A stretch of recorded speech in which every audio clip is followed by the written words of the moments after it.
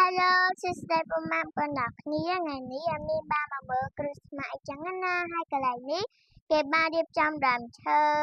ផងដែរឥឡូវនេះមានបានមកថតជាមួយនឹងតុក្កតាអញ្ចឹងណាចាឥឡូវមានកំពុងតែធ្វើ style មួយតុក្កតានិយាយពីថាឡើងសប្បាយតែម្ដងឥឡូវនេះមានបងដែរមកថតជាមួយនឹងអាផ្លាករូបហ្នឹងគេឲ្យយើងដាក់មុខចូលអញ្ចឹងណាឥឡូវនេះមានកំពុងតែថតរូបយីខាងសប្បាយតែម្ដងបាទឥឡូវនេះមកមើលប៉ា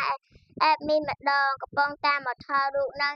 និយាយពីខាងសប្បាយតែម្ដងចឹងណាឥឡូវនេះវិញមានបានមកថតជាមួយនឹងសូកូឡានេះគឺគេកាន់ដាក់